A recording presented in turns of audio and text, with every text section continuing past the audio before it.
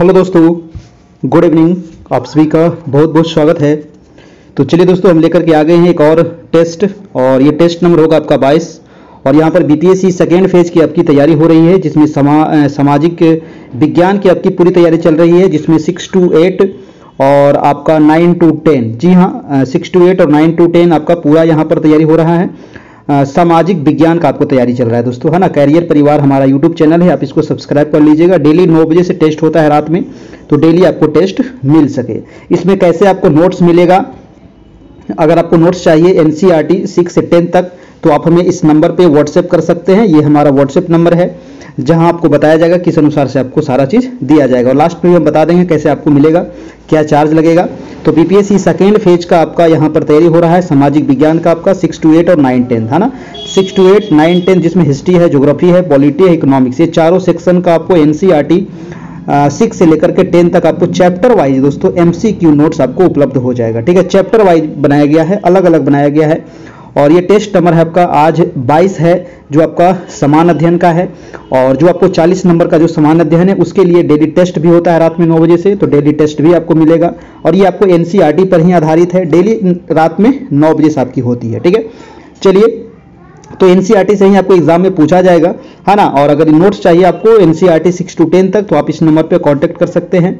अभी ऑफर चल रहा है, तो ऑफर का आप लाभ उठा सकते हैं। मात्र 351 इसमें चार्ज है, मात्र 351 इसमें चार्ज है दोस्तों। यही नंबर आपको व्हाट्सएप है, यही नंबर आपका फोन पे गूगल पे है, तो 351 आपको इसी नंबर पर पे करके आपको व्हाट्सएप कर देना है। वहां पर आपको सारे मटेरियल प्रोवाइड करा दिए जाएंगे, 6 से लेकर के 10 क्लास तक, चैप्टर वाइज एमसीक्यू और उसके अलावा जो आपका डेली टेस्ट होता है 9 बजे से, उसका भी पीडीएफ आपको डेली बाई डेली ग्रुप में मिलता रहेगा, और एग्जाम तक आपको मिलता रहेगा। अलग से कोई भी चार्ज आपको नहीं पे करना पड़ेगा। तो चलिए शुरू करते हैं आज का टेस्ट। आज का देखिए पहला सवाल है कि औरंगजेब ने फर्स्ट नंबर प्रश्न है कि औरंगजेब ने दोस्तों किस सिख गुरु की हत्या करवाई थी। बताइए, बहुत इंपॉर्टेंट प्रश्न है कि औरंगजेब ने किस सिख गुरु की हत्या करवाई थी। तो औरंगजेब के द्वारा दोस्तों 1675 ईस्वी में, है ना, 1675 ईस्वी में किसकी हत्या हुई थी, तो गुरु तेग बहादुर की। ठीक है, औरंगजेब ने सिख धर्म के 9वें गुरु थे आपका गुरु तेग बहादुर को 1675 में मृत्यु दंड दिया था। यानी कि आंसर हो जाएगा आपका, क्या हो जाएगा, गुरु तेग बहादुर। और ये कैवें गुरु थे, तो 9वें गुरु थे, है ना। सिख धर्म में टोटल कितने गुरु हुए, तो टोटल 10 गुरु हुए। याद रखिएगा, सबसे लास्ट वाले गुरु कौन थे, तो गुरु गोविंद सिंह थे, जिनका जन्म आपको बिहार पटना सिटी में हुआ था, है ना। आप गुरुद्वारा देखे होंगे, ठीक है। और उनका जन्म हुआ था आपको पटना सिटी में, ये भी आप ध्यान रखिएगा। गुरु अर्जुन देव के बारे में बहुत बार पूछा जाता है दोस्तों। गुरु अर्जुन जो देव थे, है ना, ये जो 5वें नंबर के गुरु थे आपके गुरु अर्जुन देव, ये भी आपको कई बार पूछा गया है। इनकी जो हत्या हुई थी, यानी मृत्यु दंड जो दिया गया था, वो जहांगीर दिया था। तो औरंगजेब के द्वारा जो मृत्यु दंड दिया गया था वो गुरु तेग बहादुर को, और गुरु अर्जुन देव को जो मृत्यु दंड दिया गया था वो जहांगीर के द्वारा दिया गया था। तो ये दोनों आपको बार बार कंफ्यूज करता है। तो जहांगीर जो है वो अर्जुन देव है, और औरंगजेब जो है गुरु तेग बहादुर से संबंधित है। और यानी गुरु अर्जुन देव को जो मृत्यु दंड दिया गया था, ये 1606 ईस्वी में इनको मृत्यु दंड दिया गया था, ये याद रखना है। और गुरु तेग बहादुर को 1675 ईस्वी में दोस्तों, है ना। ये आपके गुरु अर्जुन देव जो थे ये 5वें गुरु थे, और गुरु तेग बहादुर आपके 9वें गुरु थे सिख धर्म के आपका, है ना। और अगर पूछे कि सिख धर्म के संस्थापक कौन थे, तो गुरु नानक जो थे वो सिख धर्म के संस्थापक थे, ये भी आपको ध्यान रखना है। चलिए अगला चलते हैं, आपका प्रश्न नंबर दूसरा नंबर कह रहा है कि निम्नलिखित में से हड़प्पा सभ्यता का सर्वप्रथम खोजकर्ता कौन था। हड़प्पा सभ्यता, है ना, हड़प्पा सभ्यता इसी को कहा जाता है दोस्तों सिंधु घाटी सभ्यता भी। और हड़प्पा सभ्यता की जो खोज हुई थी वो आपका 1921 ईस्वी में इसकी खोज हुई थी। याद रखिएगा, ईस्वी बहुत बार पूछा गया है। और इसके जो खोज किया गया था वो दयाराम साहनी के द्वारा, है ना। दयाराम साहनी कहाँ गए, ऑप्शन नंबर डी में हो जाएगा आपका। दयाराम साहनी के द्वारा इसका खोज किया गया था हड़प्पा सभ्यता। इसी को हड़प्पा सभ्यता को दोस्तों सिंधु घाटी सभ्यता भी कह सकते हैं, हड़प्पा सभ्यता भी कह सकते हैं, है ना। और ये सभ्यता कैसी थी, तो ये शहरी सभ्यता थी, है ना, नगरीय सभ्यता थी। ठीक है, चलिए, तो इसका आंसर क्या हो जाएगा, आंसर नंबर आपका डी हो जाएगा। नेक्स्ट प्रश्न है दोस्तों आपका प्रश्न नंबर आपका तीसरा नंबर कह रहा है कि निम्नलिखित में से प्राचीन विश्वविद्यालय कौन सा है। आप लोग फटाफट अपना जवाब देते चलना है ना। लगभग हम लोग 40 से 45 मिनट में इसको कंप्लीट कर लेंगे। 40 प्रश्न का टेस्ट ये होगा। और हिस्ट्री का हम ये टेस्ट लेकर के आए हैं। बहुत इंपॉर्टेंट टेस्ट है, यहाँ से डायरेक्ट आपको एग्जाम में क्वेश्चन लड़ेगा, है ना। समान अध्ययन में भी लड़ेगा और जो आपका हिस्ट्री जो सब्जेक्ट है उसमें भी आपको डायरेक्ट क्वेश्चन यहाँ से लड़ेगा। प्रश्न है कि निम्नलिखित में से प्राचीन विश्वविद्यालय कौन सा है? प्राचीन, है ना, तो ऑप्शन देख लीजिए, वल्लभी है, कन्नौज है, नालंदा है, वैशाली है। तो ऑप्शन के अनुसार हो जाएगा आपका सी नंबर दोस्तों, नालंदा विश्वविद्यालय जो है प्राचीन विश्वविद्यालय है। और अगर पूछते कि भारत का सबसे प्राचीनतम विश्वविद्यालय जो हो जाएगा वो तक्षशिला हो जाएगा। सबसे प्राचीनतम कौन सा है? तक्षशिला हो जाएगा आपका। यहाँ ऑप्शन के अनुसार हो जाएगा नालंदा विश्वविद्यालय आपका, ठीक है। ऑप्शन नंबर क्या हो जाएगा दोस्तों? आपका ऑप्शन नंबर आपका सी हो जाएगा, आपका बिल्कुल सही हो जाएगा। चलिए, नालंदा विश्वविद्यालय की अगर हम स्थापना की बात करें तो इसकी स्थापना कौन किया था? तो कुमारगुप्त प्रथम के द्वारा इसकी स्थापना किया गया था। और इसको जलाया किसके द्वारा दिया गया था दोस्तों? तो खिलजी के द्वारा इसको जला दिया गया था, है ना। तो ये भी आप ध्यान रखना है। अगला प्रश्न हम चलते हैं आपका 4 नंबर प्रश्न की कावेरी डकैती घटना के नायक कौन थे? कावेरी डकैती घटना के नायक कौन थे? राम प्रसाद बिस्मिल, भगत सिंह, बटुकेश्वर दत्त या फिर बरकतुल्ला। कौन थे? काकोरी डकैती घटना। तो काकोरी डकैती जो घटना हुआ था ये हुआ था आपका 9 अगस्त 1925 को। कब हुआ था? याद रखिएगा, 9 अगस्त 1925 को हुआ था काकोरी डकैती घटना हुआ था। ये ट्रेन में मतलब यहाँ पर लूटकांड हुआ था आपका, है ना। तो ये हुआ था 9 अगस्त 1925 को हुआ था। कह रहा है कि इसके नायक कौन थे दोस्तों? तो इसके जो नायक थे वो थे राम प्रसाद बिस्मिल। ऑप्शन के अनुसार हो जाएगा आपका ए नंबर आपका बिल्कुल सही आंसर, है ना। इसके नायक थे राम प्रसाद बिस्मिल, राजेंद्र लाहिड़ी, अशफाक उल्ला खान और रोशन लाल भी थे आपका, है ना। तो आंसर हो जाएगा आपका answer number A, Ram Prasad Bismil हो जाएगा। भगत सिंह और बटुकेश्वर दत्त, है ना, ये इसके बारे में भी आपको बार बार पूछा जाता है। भगत सिंह और बटुकेश्वर दत्त ये किससे संबंधित थे? तो ये केंद्रीय सभा में जो आपको जो बम फेंके थे, है ना, कब फेंके थे केंद्रीय सभा में बम? तो 8 अप्रैल 1929 को भगत सिंह दोस्तों और कौन? तो एक थे बटुकेश्वर दत्त। तो भगत सिंह और बटुकेश्वर दत्त जो है ये किससे संबंधित थे? तो जो 8 अप्रैल 1929 को केंद्रीय सभा में पब्लिक सेफ्टी बिल के विरोध में जो बम फेंके थे उसी से संबंधित है आपको ये आपका, ठीक है। और राजगुरु सुखदेव भगत सिंह को फांसी कब दिया गया था? तो याद रखिएगा, है ना, लाहौर के षड्यंत्र के लिए इनको फांसी दिया गया था 23 मार्च 1931 को, है ना। 23 मार्च 1931 ये पूरा डेट याद रखिएगा दोस्तों। किनको किनको फांसी दिया गया था? तो राजगुरु सुखदेव और भगत सिंह को आपका, ठीक है, 23 मार्च 1931। अगला सवाल है आपको कि संत कबीर के गुरु कौन थे, है ना। नेक्स्ट प्रश्न आपका 5 नंबर देखिए कि संत कबीर के गुरु कौन थे? रामानुज, रामानंद, वल्लभाचार्य या नामदेव। तो संत कबीर के जो गुरु थे वो थे आपका रामानंद थे आपका, है ना, रामानंद थे। ऑप्शन नंबर आपका बी हो जाएगा। आप लोग वीडियो को थोड़ा सा लाइक तो कर दीजिए, है ना, आप लोग वीडियो को फटाफट थोड़ा सा लाइक कर दीजिए। देखिए अभी दीपावली चल रही है, फिर भी मैं आप सभी की क्लास लेकर के आया हूँ। क्यों इसलिए लेकर के आया हूँ तो कि ताकि दोस्तों आपकी तैयारी होते रहे, है ना। एग्जाम है लेकिन तैयारी तो करना पड़ेगा आपको, है ना, क्योंकि आपको अब समय नहीं, मात्र आपके पास 20 से 25 दिन आपके पास एग्जाम में टाइम है ना। 20 दिन आपके पास मान के चलिए, 20 से 25 दिन आपके पास समय है, इसी में आपको तैयारी करना है। और बीच में देखिए दीपावली भी आ गया, इसके बाद देखिए महापर्व छठ है, ठीक है, तो उसमें आप डिस्टर्ब नहीं होइएगा। छठ में भी हम 1-2 दिन क्लास बंद रखेंगे मात्र, है ना, उसके बाद फिर आपका क्लास चलते रहेगा। दीपावली में भी 2 दिन मात्र क्लास आपका बंद था और आज मैं फिर से आपको क्लास ले रहा हूँ, ठीक है। चलिए, तो संत कबीर के जो गुरु थे वो थे आपका रामानंद। तो इसीलिए थोड़ा सा एक लाइक कर दीजिएगा दोस्तों। चैनल पर नए होंगे ना तो सब्सक्राइब भी कर लीजिएगा ताकि डेली आपको 9 बजे से टेस्ट मिल सके। अपने दोस्तों को थोड़ा सा शेयर कर दीजिएगा।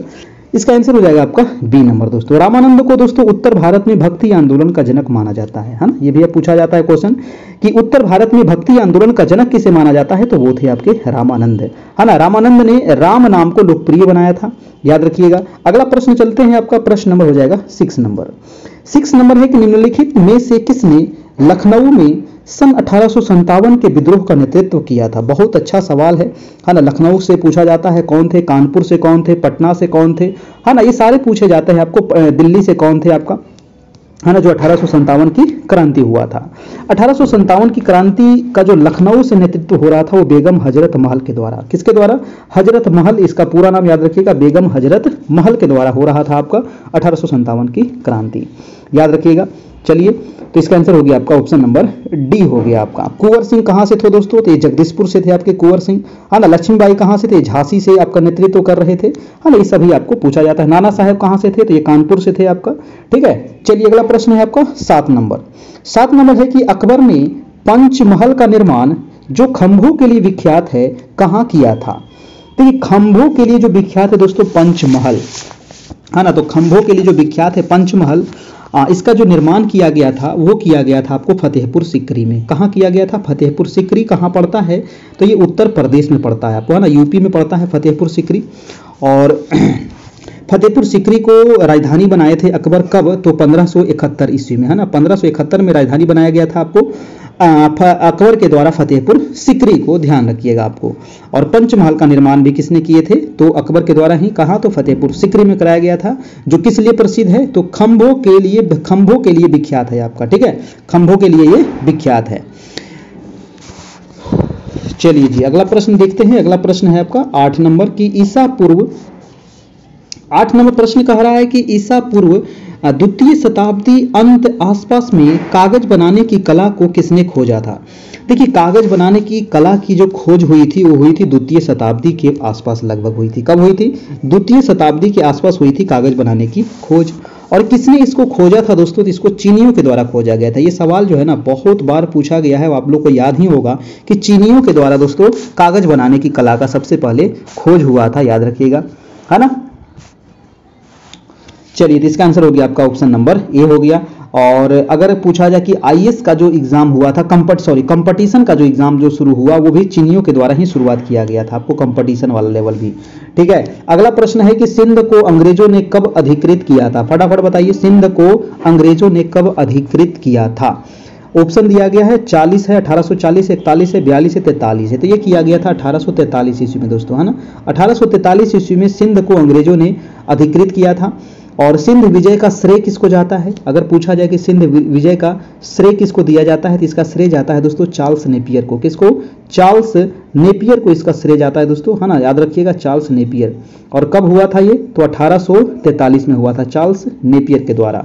अगला प्रश्न है आपका प्रश्न नंबर 10 नंबर, कह रहा है कि 1853 में लॉर्ड डलहौजी ने जो पहली टेलीग्राफ लाइन शुरू की वह किस किस के बीच में किया गया था? देखिए टेलीग्राफ लाइन सबसे पहले शुरू किया गया था लॉर्ड डलहौजी के द्वारा।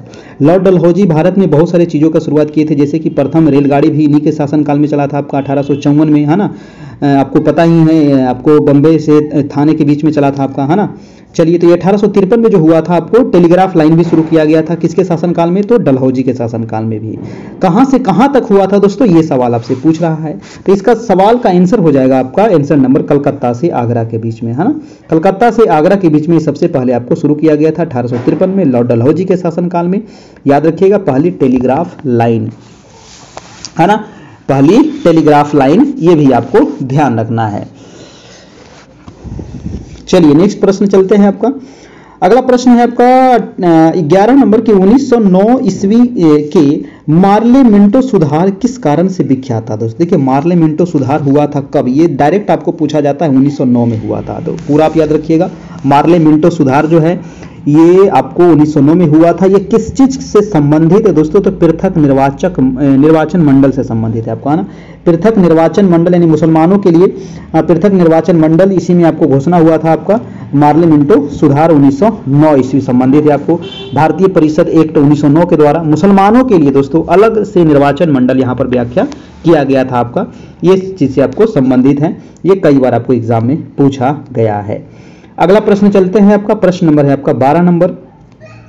प्रश्न कह रहा है कि तिरंगे को राष्ट्र ध्वज के रूप में कब स्वीकार किया गया था? जी हमारा जो तिरंगा झंडा और राष्ट्रीय तिरंगा झंडा है, इसको मतलब कि राष्ट्र ध्वज के रूप में इसको स्वीकार कब किया गया था? तो ये हुआ था आपको लाहौर अधिवेशन। लाहौर अधिवेशन आपको याद होगा कब हुआ था? तो 31 दिसंबर 1929 को वो रात दोस्तों, है ना, 31 दिसंबर 1929 के में ही दोस्तों लाहौर अधिवेशन जो हुआ था, उसी समय जो तिरंगा था इसको हम राष्ट्रीय ध्वज के रूप में स्वीकार किया गया था। यानी कि आंसर हो जाएगा यहाँ से, आंसर नंबर ए हो जाएगा। और इसी समय यहाँ पर पूर्ण स्वराज की भी मांग की गई थी, ये भी आपको याद होगा, है ना, पूर्ण स्वराज की भी मांग की गई थी। इसकी अध्यक्षता किसने किया था दोस्तों? जो हुआ था लाहौर अधिवेशन, तो पंडित जवाहरलाल नेहरू के द्वारा किया गया था। ये हुआ था रावी नदी के तट पर हुआ था, ये भी नदी भी याद रखिएगा, रावी नदी के तट पर हुआ था आपका, है ना। और इसी समय यह भी घोषणा किया गया था कि प्रत्येक 26 जनवरी 1930 को संपूर्ण देश में स्वतंत्रता दिवस मनाया जाएगा आपका, है ना। और ये लाहौर अधिवेशन हुआ था 31 दिसंबर 1929 को रावी नदी के तट पर। पंडित जवाहरलाल नेहरू के अध्यक्षता में पूर्ण स्वराज की मांग करते हुए यहाँ पर राष्ट्रध्वज के रूप में यहाँ पर स्वीकार किया गया था तिरंगा झंडा को। लेकिन उस समय तिरंगा झंडा में दोस्तों आपका जो बीच में चरखा है ना वो नहीं था, सॉरी बीच में जो आपका चक्र है तिल्लियों का, 24 तिल्ली का, वो नहीं था, वहां पर था चरखा था आपका पहले। प्रश्न है आपका कि वर्साई की संधि किसका मान मर्यादा किया गया था। देखिए वर्साई की संधि कब होती है ये भी मैंने कई बार आप लोग को बता दिया हूं। जब भी ये क्वेश्चन आता है तो हम इसमें जरूर मतलब कि बताते चलते हैं ताकि आप लोग को याद रहे, है ना। तो वर्साई की संधि कब हुआ था आप लोग फटाफट बताइएगा आपका, है ना। वर्साई की संधि जो हुआ था दोस्तों इसमें कह रहा है कि किसका मान मर्दन किया गया था। तो मान मर्दन हुआ था आपको जर्मनी का, है ना। कब किसको हुआ था? मान मर्दन जर्मनी का हुआ था, क्योंकि ये प्रथम विश्व युद्ध जो हुआ था आपका 14 से लेकर के 18 तक हुआ था। और इसमें सबसे जर्मनी पर वर्साई की संधि के तहत दोस्तों इसमें बहुत सारा इस पे कर्ज लाद दिया गया था, थोप दिया गया था, है ना। चलिए इसका आंसर हो जाएगा आपका ऑप्शन नंबर बी हो जाएगा आपका, बिल्कुल सही जवाब हो जाएगा आपका, ठीक है। चलिए फटाफट वीडियो को एक बार थोड़ा सा लाइक भी कर दीजिएगा। यहाँ पर देखिए आपको बीपीएससी के लिए दोस्तों अगर आपको नोट्स चाहिए तो बीपीएससी ट्री 2 के लिए, है ना, बीपीएससी ट्री 2 के लिए एनसीईआरटी दोस्तों आपका 6 से लेकर के 10 क्लास तक सामाजिक विज्ञान का आपका, ठीक है, सामाजिक विज्ञान 6 से लेकर के 10 क्लास तक एमसीक्यू नोट्स आपको उपलब्ध हो जाएगा। मात्र ये 78 है, 57 है, 82, 43, 10 ये हमारा व्हाट्सएप नंबर है, तो व्हाट्सएप नंबर पर आपको उपलब्ध हो जाएगा। पीडीएफ के रूप में उपलब्ध हो जाएगा। लगभग अभी 150 पीडीएफ आपको मिलेगा। और जो रात में जो टेस्ट होता है वो भी आपको मिलेगा, जो टेस्ट होता है रात में उसका भी पीडीएफ आपको एग्जाम तक मिलते रहेगा। इसके अलावा एनसीईआरटी जो है आपका 6 से 10 तक बहुत अच्छे तरीके से बनाया गया है। हर एक चैप्टर का आपको जो भी इंपॉर्टेंट क्वेश्चन है, जो बार बार क्वेश्चन पूछा जाता है ना, उन सभी क्वेश्चनों को यहाँ पर सम्मिलित किया गया है ताकि आपको काफ़ी यहाँ से हेल्प होगा। पिछला बार भी जो एग्जाम हुआ था बहुत सारे क्वेश्चन यहाँ से लड़े थे, आप देखे होंगे। बहुत सारे जो पुराने स्टूडेंट हैं, बहुत सारे लोगों को पिछला बार रिजल्ट भी हुआ है, ठीक है। तो फटाफट अब इसको ले लीजिए, बस इसको एक बार रिवीजन कर लीजिए, एक बार याद कर लीजिए, है ना। अगर आप एनसीईआरटी पढ़े हैं और इसको अगर पूरा याद कर जाते हैं, पढ़ लेते हैं, एक बार रिवीजन कर लेते हैं तो बहुत फायदा होगा आप लोग को, ठीक है। चलिए तो हम अगला प्रश्न देखते हैं। आपका प्रश्न नंबर है आपका 14 नंबर। प्रश्न कह रहा है कि हर्ष का राज कवि कौन था, बताइए। हर्षवर्धन, है ना। हर्ष का मतलब हर्षवर्धन का जो राज कवि था वो भैरवी था, रविकीर्ति था, या वानभट्ट था, या विष्णु शर्मा था। हर्ष का राज कवि था दोस्तों सबको पता होना चाहिए वानभट्ट। कौन थे? वानभट्ट थे आपके, है ना। अगर पूछा जाए कि हर्षचरित, है ना, हर्षचरित के लेखक वानभट्ट, ठीक है। और हर्ष का राजकवि भी वानभट्ट ही थे। और हर्षचरित जो लिखाया है पुस्तक, इसके भी लेखक कौन है? तो वानभट्ट है, ठीक है, याद रखिएगा। भारत में किसी राज्य का प्रथम पुस्तक हर्षचरित ही था दोस्तों, है ना। और हर्षवर्धन के दरबार में मयूर रहते थे, ध्यान रखिएगा। अगला प्रश्न हम चलते हैं। प्रश्न नंबर है आपका 15 नंबर। कह रहा है कि स्वामी दयानंद सरस्वती ने प्रथम आर्य समाज 1875 ईस्वी में कहां स्थापित किए थे। देखिए आर्य समाज की स्थापना, यहां से देखिए 3-4 सवाल आपको कंप्लीट हो जाएगा। एक तो आर्य समाज की स्थापना कब हुआ था? तो 1875 में हुआ था, पूछा गया है। किसने किए थे? तो स्वामी दयानंद सरस्वती के द्वारा आर्य समाज की स्थापना किया गया था, ठीक है, याद रखिएगा। और आर्य समाज की जो स्थापना हुआ था दोस्तों, ये पूछ रहा है कि कहां पर हुआ था, तो ये बंबई में हुआ था, ठीक है। तो यहां पर 4 क्वेश्चन आपको हमेशा पूछा जाता है, ध्यान रखिएगा, है ना। चलिए भाई साहब अगला प्रश्न हम चलते हैं। अगला प्रश्न है आपका प्रश्न नंबर 16 नंबर। थोड़ा सा और बड़ा कर दे, ठीक है। 16 नंबर सवाल कह रहा है कि भारत में प्रकाशित होने वाला प्रथम समाचार पत्र का नाम बताइए। तो प्रथम समाचार पत्र जो भारत में प्रकाशित हुआ था उसका नाम क्या था? वो बंगाल गजट के नाम से जाना जाता है, ठीक है। दी बंगाल गजट के नाम से जाना जाता है। ऑप्शन नंबर हो जाएगा आपका डी।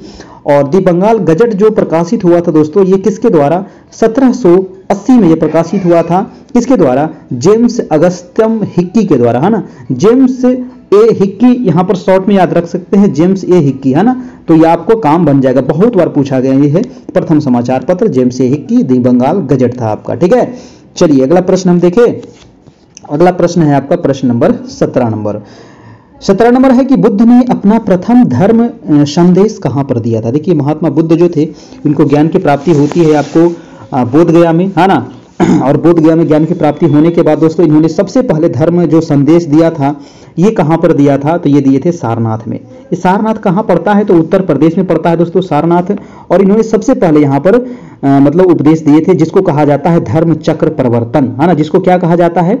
बौद्ध धर्म में धर्मचक्र प्रवर्तन जो सबसे पहले इन्होंने उपदेश दिया था दोस्तों, याद रखिएगा। पहला उपदेश सारनाथ में दिए थे, है ना। ऋषिपत्तनम, सारनाथ के ऋषिपत्तनम भी पूछा जाता है ना, ऋषिपत्तनम में दिया गया था, है ना। ऐसे ज्यादा करके ऑप्शन सारनाथ ही रहेगा, अगर सारनाथ नहीं है तो ऋषिपत्तनम होगा तो आप उसको मार सकते हैं, ठीक है। चलिए भाई साहब, बुद्ध के पुत्र का नाम क्या था? राहुल था। बुद्ध के बचपन का क्या नाम था? तो सिद्धार्थ नाम था। बुद्ध के पिता का क्या नाम था? तो शुद्धोधन नाम था। माता का क्या नाम था? महामाया था, याद रखिएगा, है ना। चलिए अगला प्रश्न चलते हैं।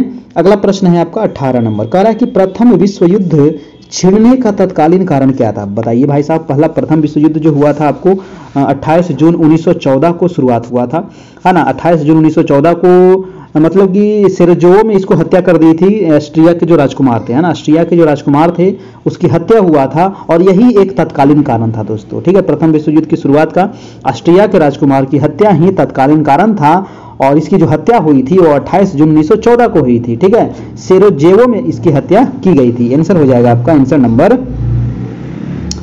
कहाँ गया भाई? आंसर हो जाएगा 18 का 18 हो जाएगा। Arc Duke Francisco de Ferdinand की हत्या, यानी ऑप्शन नंबर ए यहां पर बिल्कुल सही हो जाएगा। प्रथम विश्व युद्ध का तत्कालीन कारण क्या था? Arc Duke Francisco de Ferdinand की हत्या हो जाएगा दोस्तों, ऑप्शन नंबर यहां से ए हो जाएगा आपका, बिल्कुल सही हो जाएगा। प्रथम विश्व युद्ध कब से कब तक चला था? तो शुरुआत हुआ था 28 जुलाई 1914 को और यह समाप्त हुआ था 11 नवंबर 1918 को। शॉर्ट में आप 14 से लेकर के 18 तक याद रख सकते हैं। अगला प्रश्न चलते हैं। अगला प्रश्न है आपका 19 नंबर की 1905। प्रश्न कह रहा है कि सन 1905 के बंगाल विभाजन, यहाँ पर देखिए थोड़ा सा कट गया लगता है, 1905 के बंगाल, यहाँ पर बंगाल लिख दीजिएगा, हाँ ना। उसे 1905 के बंगाल विभाजन के समय वायसराय कौन था? तो बंगाल विभाजन कब हुआ था? तो बंगाल विभाजन हुआ था 1905 में, है ना। अगर पूछा जाए कि इसकी घोषणा, मैंने ये कई बार बता चुका हूं कि बंगाल विभाजन की अगर पूछे घोषणा, है ना, अगर पूछे कि इसकी घोषणा कब हुआ था, तो बंगाल विभाजन की अगर घोषणा पूछे तब हुआ था आपका 19 जुलाई, है ना। तब हुआ था आपका कब? 19 जुलाई 1905 को इसकी घोषणा हुई थी। अगर कहे दोस्तों बंगाल विभाजन लागू कब हुआ, तो लागू याद रखिएगा 16 अक्टूबर, है ना। 16 अक्टूबर 1905 को लागू याद रखिएगा आप, ना। घोषणा याद रखिएगा कब? तो घोषणा याद रखिएगा आपका 19 जुलाई 1905 को याद रखिएगा, ठीक है। तो इसका आंसर क्या हो जाएगा? उस समय जो वायसराय थे वो लॉर्ड कर्जन थे आपका, है ना। लॉर्ड कर्जन दोस्तों यहाँ पर मिट गया है ना। लॉर्ड कर्जन हो जाएगा आपका, ये नंबर आपका बिल्कुल सही हो जाएगा, लॉर्ड कर्जन हो जाएगा। कर्जन का जो शासनकाल था वो कब से कब तक था? तो 1899 से, है ना। 1899 से लेकर के 1905 ईस्वी तक दोस्तों लॉर्ड कर्जन का शासनकाल रहा था, ध्यान रखना है। चलिए अगला प्रश्न हम देखते हैं। अगला प्रश्न है आपका 20 नंबर। 20 नंबर सवाल कह रहा है कि किस ईस्वी सन में मुस्लिम लीग ने एक अलग राष्ट्र का संकल्प स्वीकार किया था, ना। यहाँ पर देखिए थोड़ा सा कट गया है, मुस्लिम लीग यहाँ पर होगा, है ना। मुस्लिम लीग ने एक अलग राष्ट्र का जो संकल्प स्वीकार किया था वो कब किया गया था? तो ये हुआ था आपका 1940 ईस्वी में, ठीक है। 1940 ईस्वी में मुस्लिम लीग के द्वारा एक अलग राष्ट्र का निर्माण का यहाँ पर बात कही गई थी दोस्तों, 1940 ईस्वी में। आंसर हो जाएगा आपका ऑप्शन नंबर डी हो जाएगा, बिल्कुल सही हो जाएगा आपका, ठीक है, याद रखिएगा। और 1940 में मुस्लिम लीग का अधिवेशन होता है कहाँ? तो लाहौर में आयोजित हुआ था, ठीक है। उसी समय आपका ये मांग किया रखा गया था। अगला प्रश्न है आपका प्रश्न नंबर 41 नंबर। प्रश्न है कि शासन की संघीय प्रणाली इस अधिनियम के अंतर्गत स्थापित किया गया था, है ना। यहाँ भी थोड़ा सा छूट गया है, इस अधिनियम, है ना। तो शासन की संघीय जो प्रणाली है वो किस अधिनियम के अंतर्गत स्थापित किया गया था? तो शासन की जो संघीय प्रणाली है दोस्तों, ये अधिनियम था आपका कौन सा? तो गवर्नमेंट ऑफ इंडिया एक्ट 1935 के द्वारा, ठीक है। गवर्नमेंट ऑफ इंडिया एक्ट 1935 के द्वारा, है ना। ये चीज आप याद रखिएगा। चलिए इस एक्ट में आपको था 321 अनुच्छेद था इस एक्ट में, और इसमें 10 अनुसूचियां थी इस एक्ट में दोस्तों, है ना। जब हमारा संविधान बना तो इसी से आपको अधिकतर चीजों को ले लिया गया, है ना। ये भी आप ध्यान रखिएगा। अगला प्रश्न है आपका 322 नंबर की 323 ईस्वी पूर्व में सिकंदर महान की मृत्यु कहाँ हुई थी? देखिए सिकंदर महान की मृत्यु हुई थी 323 में, तो ये भी याद रखना है। और इसकी जो मृत्यु होती है वो हो जाती है कहाँ? फारस में, बेबीलोन में, मैसिडोनिया में या तक्षशिला में। तो इसकी मृत्यु होती है दोस्तों बेबीलोन में। कहाँ होती है? बेबीलोन में। सिकंदर क्या था? बेबी था, बच्चा था, और इसकी मृत्यु कहाँ हो गया? बेबीलोन में हो गया। याद रखिएगा कब हुआ था? तो 323, है ना, 323 ईस्वी पूर्व में हुआ था, ठीक है। ये देखिए कहा जाता है ऐसा कि जब ये भारत आए थे, भारत को जीतने के लिए आए थे, तो मतलब यहाँ पर जो युद्ध हुआ था आपका उसी में क्या हो गए थे, घायल हो गए थे और लौटते समय ही इनकी मृत्यु हो गई थी दोस्तों। ठीक है, और ये सिकंदर जो था ये कहाँ का शासक था, अगर पूछे ये कहाँ का शासक था, पता है ना, तो ये मकदूनिया का शासक था। कहाँ का था, मकदूनिया, है ना, ये पूरे दुनिया का विश्व विजेता इसको कहा जाता है, मकदूनिया का ये शासक था। ये पुत्र किसका था, तो ये फिलिप द्वितीय का पुत्र था, है ना। ये बेटा किसका था, तो फिलिप द्वितीय का दोस्तों ये बेटा था, याद रखिएगा। सिकंदर का सेनापति कौन था, तो सेल्यूकस निकेटर था, है ना। सिकंदर का सेनापति सेल्यूकस निकेटर। और नौ सेनापति कौन था, तो निर्याकस था। ये सारे सवाल पूछे जाते हैं ना। सिकंदर का सेनापति सेल्यूकस निकेटर, नौ सेनापति कौन थे, निर्याकस था। ठीक है, निकेटर का अर्थ क्या होता है, तो विजेता होता है। नेक्स्ट प्रश्न है आपका रज्मनामा। रज्मनामा कह रहा है कि निम्नलिखित में से किसका फारसी अनुवाद है। ये तो सबको पता होगा, बहुत ये आपका फेवरेट सवाल है कि रज्मनामा जो है ये जो है आपका दोस्तों महाभारत का फारसी अनुवाद है ना। किसका है, महाभारत का है, रामायण का नहीं है, ये भी गलत है। आंसर हो जाएगा आपका ए नंबर, महाभारत, है ना। महाभारत का ये फारसी अनुवाद है आपका रज्मनामा। रज्मनामा का आखिर दोस्तों अनुवाद किसने किया था, है ना। रज्मनामा नाम से अनुवाद जो किया था वो बदायूनी के द्वारा किया गया था। इसमें और भी बहुत सारे लोग थे लेकिन मेन बदायूनी थे, है ना। तो बदायूनी के द्वारा दोस्तों महाभारत का फारसी में अनुवाद किया गया था। पंचतंत्र जो है दोस्तों, ये पंचतंत्र जो है ये किसकी पुस्तक है, तो ये विष्णु शर्मा की रचित पुस्तक है, याद रखिएगा, है ना। चलिए भाई साहब अगला प्रश्न हम चलिए अगला प्रश्न है आपका 24 नंबर। 24 कह रहा है कि गांधी जी के विदेशी वस्तुओं के बहिष्कार के आंदोलन का लक्ष्य क्या था। देखिए गांधी जी जो थे वो विदेशी वस्तुओं का बहिष्कार किए थे और इसका आंदोलन का लक्ष्य क्या था आखिर, तो इनका आंदोलन का जो लक्ष्य था वो विदेशी जो सामान है ना, जो विदेशी वस्तु है उसको बहिष्कार करके जो हमारे देश का जो कुटीर सामान है, जो यहाँ के जो लोगों के द्वारा जो बनाया गया सामान है उसका मतलब कि उपयोग करने के लिए इन्होंने इनका मतलब कहने का एक ही तात्पर्य था आपका, यानी कि कुटीर उद्योगों का ये प्रोत्साहन दे रहे थे। ठीक है, इनका क्या था कि कुटीर उद्योग को प्रोत्साहन दिया जाए, है ना, जो हमारे देश का जो उद्योग है उसको प्रोत्साहन दिया जाए दोस्तों। ठीक है, तो मेन आंदोलन का यही इसका लक्ष्य था आपको कि विदेशी वस्तुओं का यहाँ पर बहिष्कार किया जाए, यानी कि ऑप्शन हो जाएगा यहाँ से, ऑप्शन नंबर डी हो जाएगा, बिल्कुल सही हो जाएगा। अगला सवाल है आपका 25 नंबर। 25 कह रहा है कि भारत के समुद्री मार्ग की खोज किसने किया था, है ना। भारत के समुद्री मार्ग का, कभी कभी कोई पूछ देगा कि भारत का खोज किसने किया, भारत भुलाया हुआ थोड़ी था जो खोजेगा, समुद्री मार्ग का खोज किया गया था। तो वो किया गया था किसके द्वारा, तो सबको पता है वास्को डी गामा, है ना। कौन आया था सबसे पहले, वास्को डी गामा आया था दोस्तों। ये पुर्तगाली यात्री था और ये आपका कहाँ पहुंचा था, तो ये आप याद रखिएगा, ये है आपका केरल, है ना। केरल के कालीकट पर ये पहुंचा था। कब पहुंचा था, तो ये आपको पहुंचा था 1498 में पहुंचा था ना, 1498 ईस्वी में ये आपको कालीकट पहुंचा था आपका, याद रखिएगा। तो भारत की समुद्री मार्ग की खोज का श्रेय किसको जाता है, तो वास्को डी गामा को जाता है आपका। ठीक है, चलिए आंसर हो जाएगा आपका, आंसर नंबर ए हो जाएगा। अगला प्रश्न है आपका, और यहाँ पर देखिए अगर आपको नोट्स चाहिए तो आप हमें कांटेक्ट कर सकते हैं। ये हमारा नंबर है 7857824310। मात्र इसमेमें दोस्तों 351 चार्ज है। ये आपका दीपावली ऑफर है, दीपावली, तो दीपावली ऑफर में आप इसका लाभ उठा सकते हैं, है ना। मात्र यहाँ पर 351 में आपको 6 से लेकर के 10 क्लास तक चैप्टर वाइज MCQ नोट्स आपको उपलब्ध हो जाएगा। उसके अलावे यहाँ पर देखिए बहुत अच्छे तरीके से हमारे द्वारा ही खुद बनाए हैं हम, है ना। हम खुद इसको लिख के टाइप कर करके हम बनाए हैं, है ना। कोई और यहाँ पर नहीं किया है, सब काम हम ही किए हैं, बहुत मेहनत लगा इसको बनाने में। ठीक है, और हर एक चैप्टर से मतलब कि जो भी क्वेश्चन बढ़िया क्वेश्चन था, जो पूछा गया सवाल है या फिर जो पूछने का संभावना है, जो क्वेश्चन बन सकता है, वो सभी को हम यहाँ पर लिए हैं। या फिर हम कह सकते हैं कि जितना लगभग हर एक चैप्टर से 50 क्वेश्चन, 60 क्वेश्चन, किसी में 80 क्वेश्चन, किसी में 30 क्वेश्चन भी है, किसी में 25 क्वेश्चन भी है ना। हर एक जिस अनुसार से चैप्टर है उस अनुसार से क्वेश्चन को शामिल किया गया है। एक बार इसको एग्जाम से पहले आप जरूर रिवीजन करिए, आपको एग्जाम में बहुत फायदा होगा यहाँ से। ठीक है, बहुत फायदा होगा। चलिए अगला प्रश्न है आपका कि फ्रैंकफर्ट की संधि किस वर्ष हुई थी दोस्तों। फ्रैंकफर्ट की संधि किस वर्ष हुई थी। ये 351 इसमें चार्ज है। यही नंबर जो आपको फोन पे गूगल पे भी है, जो नंबर आपको दिख रहा है स्क्रीन पर, और यही नंबर आपका व्हाट्सएप भी है। तो जो भी पे करेंगे 351 तो वो स्क्रीनशॉट लेकर के इसी नंबर पर व्हाट्सएप कर देंगे ताकि उनको ग्रुप में ऐड कर सके, और उनको पर्सनली सारे मटेरियल हम प्रोवाइड करा देंगे। फिर डेली वाइज उनको जैसे जैसे टेस्ट होते जाएगा उनको फिर ग्रुप में भी आपको सारा फिर हम भेजते जाएंगे। फ्रैंकफर्ट की संधि जो हुई थी आपका, ये हुई थी आपका कब, 1871 में हुई थी फ्रैंकफर्ट की संधि। कब हुई थी, 1871 ईस्वी में हुई थी दोस्तों फ्रैंकफर्ट की आपकी संधि, और ऑप्शन हो जाएगा, ऑप्शन नंबर आपका डी हो जाएगा। ठीक है, चलिए अगर आपसे मेरा एक सवाल पूछे कि सेडान का युद्ध कब हुआ था? जल्दी से बताइएगा। सेडान का युद्ध, है ना, सेडान का युद्ध कब हुआ था? सेडान का युद्ध होता है फ्रांस और जर्मनी के बीच में 1870 में। कब हुआ था? 1870 में हुआ था सेडान का युद्ध, जो फ्रांस और जर्मनी के बीच में हुआ था। ठीक है, और सेडान के युद्ध में किसकी विजय हुई थी? तो फ्रांस की दोस्तों, फ्रांस नहीं, जर्मनी की यहाँ पर विजय हुई थी, फ्रांस की भारी पराजय हुई थी दोस्तों। ठीक है, ये आपको ध्यान रखिएगा। अगला प्रश्न हम चलते हैं, प्रश्न नंबर है आपका 27 नंबर, थोड़ा सा बड़ा कर दें। ठीक है, 27 नंबर सवाल कह रहा है कि 1917 की पहली रूसी क्रांति को किस नाम से जाना जाता है? बताइए। 1917 की पहली रूसी क्रांति, रूसी क्रांति आपको पता है हुआ था 1917 में, 1917 में हुआ था रूसी क्रांति। इसी को दोस्तों कहा जाता है फरवरी क्रांति भी, है ना, इसी को कभी कभी फरवरी क्रांति भी दे देता है। तो 1917 की पहली रूसी क्रांति को फरवरी क्रांति के नाम से जाना जाता है, यानी कि आंसर हो जाएगा आपका ऑप्शन नंबर ए हो जाएगा दोस्तों, बिल्कुल सही हो जाएगा।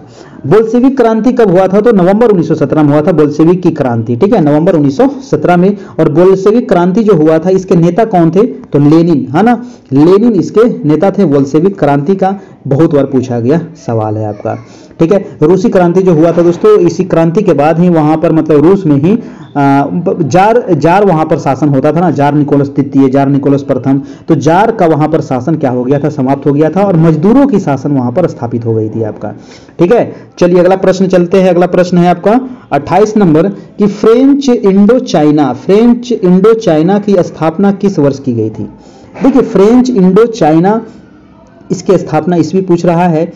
ऑप्शन आपको दिया गया है, इसका आंसर हो जाएगा 1887 में, है ना, 1887 हो जाएगा। रट लीजिएगा सारे सवाल को, ये बहुत सारे सवाल इंपॉर्टेंट है। तो फ्रेंच इंडो चाइना की स्थापना 1887 में ईस्वी में हुई थी, है ना। और ऑस्ट्रिया, जर्मनी, इटली के बीच में दोस्तों त्रिगुट संधि कब हुआ था? हमको ये बताइएगा, है ना। ऑस्ट्रिया, जर्मनी और इटली, है ना, ऑस्ट्रिया, जर्मनी और इटली के बीच में त्रिगुट संधि कब हुआ था? जल्दी से बताइए, है ना। त्रिगुट जो संधि हुआ था किसके किसके बीच में? ऑस्ट्रिया, जर्मनी, इटली के बीच में 1882 में।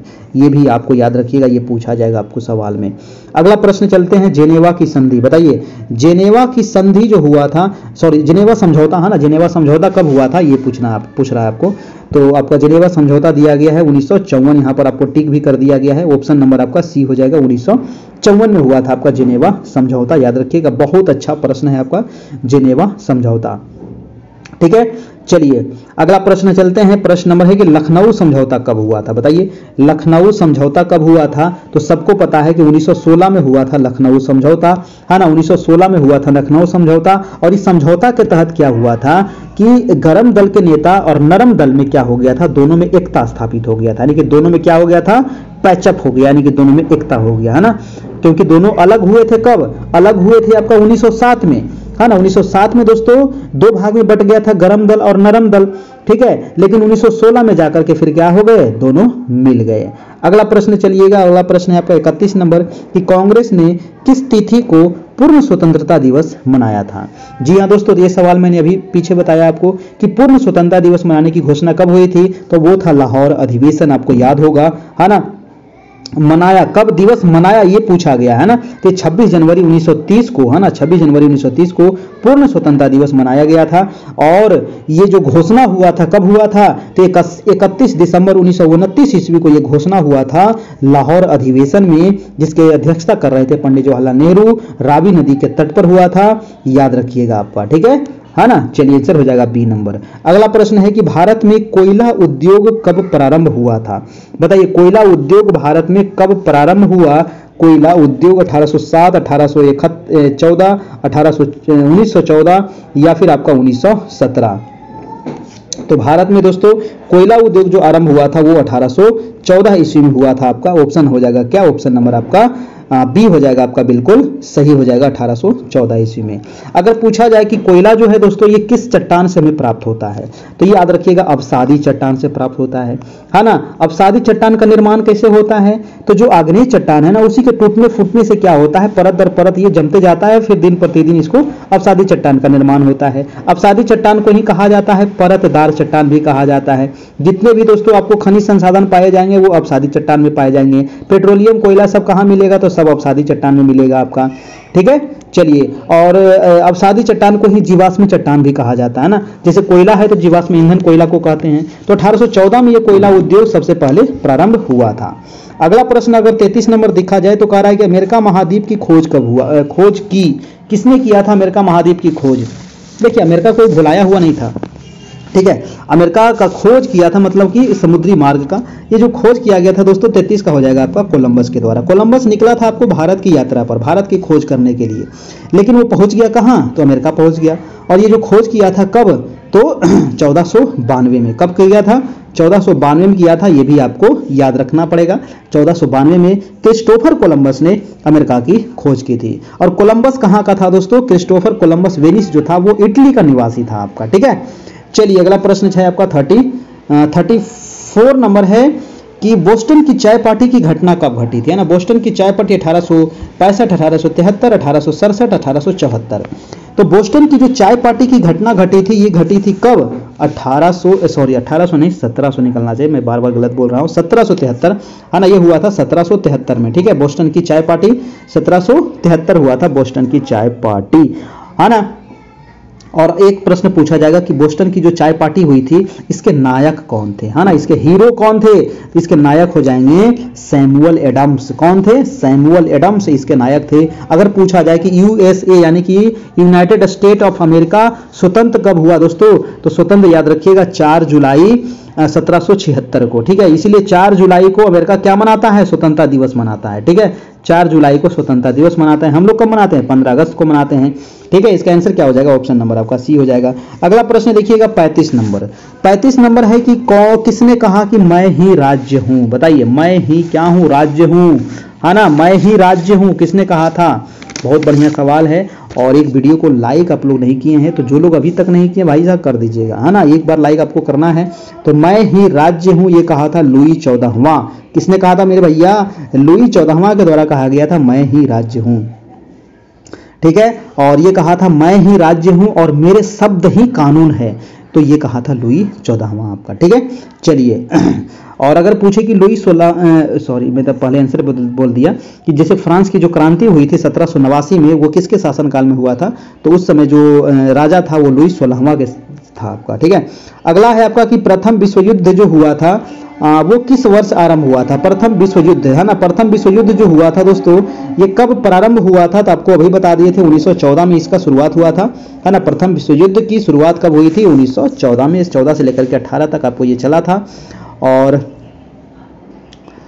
चलिए, तो अगला प्रश्न हम देखते हैं। अगला प्रश्न है आपका कि मीन कैंप के लेखक कौन थे? जी हाँ, मीन कैंप जो है इसके लेखक कौन थे?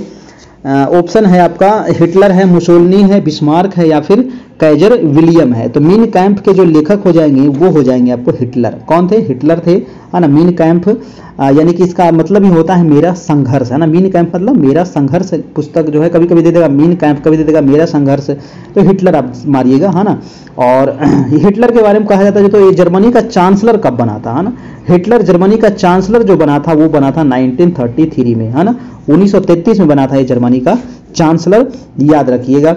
अगला प्रश्न है आपका कि भारतीय वन अधिनियम पारित कब हुआ था? बहुत बढ़िया सवाल है कि भारतीय वन अधिनियम कब पारित हुआ था? तो 1854, 1865, 1874, 1885। तो भारतीय वन अधिनियम बहुत बार पूछा गया सवाल है। वन अधिनियम जो पारित हुआ था दोस्तों ये हुआ था 1865 ईस्वी में। कब हुआ था? भारतीय वन अधिनियम 1865 में। भारत में वर्तमान में अगर कहा जाए कि कितने प्रतिशत क्षेत्र पर वन है तो 24%, है ना। वर्तमान में 2021 के डाटा के अनुसार 24 पॉइंट समथिंग यहाँ पर अभी मतलब कि वन है, यानी कि जंगल है आपका, ठीक है। वन नीति कब आया था? वन नीति कब बनाया गया था? तो 1894 में। अगर पूछे कि वन नीति कब बना तो 1894 में बना था वन नीति। और अगर पूछे कि वन अधिनियम कब पारित हुआ था? 1865 में। पर्यावरण के लिए मतलब पर्यावरण संतुलन रहने के लिए दोस्तों कितना प्रतिशत वन चाहिए? तो 33% वन होना चाहिए आपका, ठीक है। 33% वन होना चाहिए और अभी है कितना? तो 24% आपका वन है ना। पर्यावरण एवं वन मंत्रालय कब बनाया गया था? तो 1985 में बनाया गया था पर्यावरण एवं वन मंत्रालय आपका। अगला प्रश्न है कि वास्को डी गामा भारत कब आया था? वास्को डी गामा भारत आया था, अभी बताइए कि ये भारत का सबसे पहले समुद्री मार्ग का खोज किया था। ये 17 मई 1498 को ये पहुंचा था। कहाँ पहुंचा था? तो सबसे पहले कालीकट पहुंचा था। 1498 कहाँ गया? 1498 ऑप्शन नंबर आपका हो जाएगा बी नंबर हो जाएगा आपका। ठीक है, चलिए अगला प्रश्न है आपका, प्रश्न नंबर है 40 नंबर। एक बार लाइक कर दीजिएगा सभी लोग, है ना। और पीडीएफ चाहिए तो पीडीएफ भी आपको उपलब्ध हो जाएगा, आपको नंबर दिख रहा होगा स्क्रीन पर। ठीक है, चलिए तो 40 नंबर सवाल है दोस्तों कि निम्नलिखित में से किसने सर्वप्रथम भारत के साथ व्यापार संबंध स्थापित किए थे? सबसे पहले जो व्यापार संबंध स्थापित किया गया था भारत के साथ वो पुर्तगाली ही किए थे, क्योंकि सबसे पहले पुर्तगाली ही यहाँ मतलब खोज किया था, आपका यात्रा किया था, है ना। 1498 आया था, तो सबसे पहले क्या होगा? तो यही होगा ना। आंसर क्या हो जाएगा आपका? ऑप्शन नंबर डी हो जाएगा दोस्तों। और अगर पूछे कि भारत में पुर्तगालियों ने पहली व्यापारिक कोठी कहाँ खोला, बताइए तो। पहली व्यापारिक कोठी 1498 में तो ये भारत पहुंचा, है ना। और 1502 ईस्वी में दोस्तों, है ना, 1502 ईस्वी में इन्होंने कोचीन में यानी कि केरल में ही सबसे पहले व्यापारिक कोठी यहाँ पर स्थापित किया था आपका। ठीक है, याद रखिएगा। इसका आंसर क्या हो जाएगा? डी नंबर आपका बिल्कुल सही हो जाएगा। तो ये रहा आज का टेस्ट। कैसा लगा आप लोग को बताइएगा जरूर, है ना, कमेंट करके। और अगर अच्छा लगा हो तो एक लाइक जरूर कर दीजिएगा। अगर इसका पीडीएफ चाहिए तो पीडीएफ भी आपको मिल जाएगा बीपीएससी सेकेंड फेज का आपका। और अभी जो आपकी वैकेंसी है वो 1,10,000 से ज़्यादा हो गया है आपका। ठीक है, 1,10,000 नहीं, 1,20,000 से भी ज़्यादा हो गया, 1,20,000 से भी ज़्यादा आपकी वैकेंसी हो गई है। तो बहुत बड़ी अपॉर्चुनिटी है दोस्तों, है ना। इस बार आपको 11, 12, 9, 10, 6 to 8, 1 to 5 का भी वैकेंसी आ गया है आपका, है ना। तो एकदम जम के लग जाइए, बिल्कुल आपको छोड़ना नहीं है। ठीक है, इस बार एकदम लगे रहना है। और जो अभ्यर्थी थोड़ा सा इस बार चूक गए हैं, आधा number, 1 number, 2 number, 3 number, 5 number से, वो तो खैर इस बार निकल ही जाएंगे। और जो लोग ज़्यादा नंबर से कम हो गया है जिनका, तो उनको तो खैर थोड़ा सा मेहनत करना पड़ेगा, है ना, इस बार अगर आगे निकलना है तो आपको। ठीक है, तो मेहनत से आपको घबराना नहीं है। और दीपावली छठ को एकदम त्याग दीजिए, अपना पढ़ाई में लगे रहिए। ठीक है, चलिए तो यहाँ पर आपको 6 to 8 और 9, 10 सामाजिक विज्ञान का आपको यहाँ पर मटेरियल उपलब्ध हो जाएगा। ठीक है, और 351 इसमें मात्र अभी फिलहाल चार्ज है।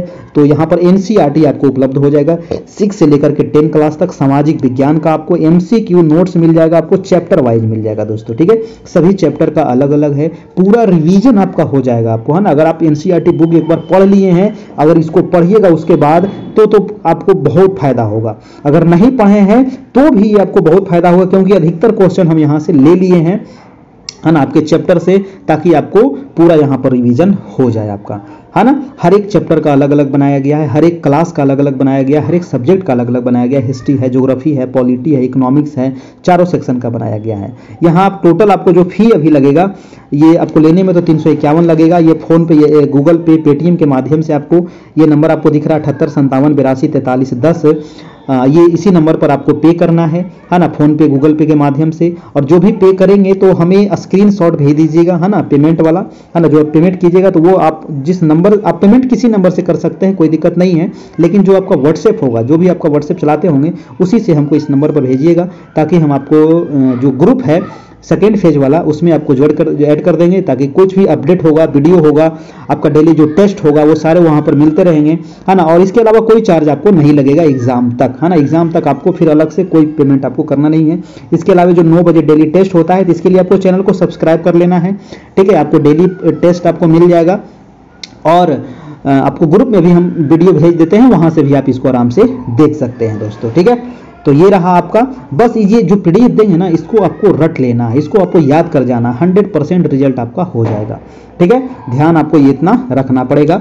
और तो भविष्य बनाना है भाई, तो बीपीएससी सेकेंड फेज में लग जाइए। अब तो समय बचा ही नहीं है, अब तो मात्र 25 दिन लगभग टाइम है आपके पास, है ना।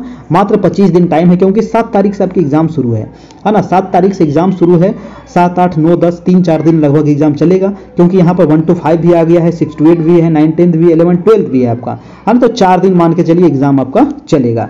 ठीक है, तो ये रहा।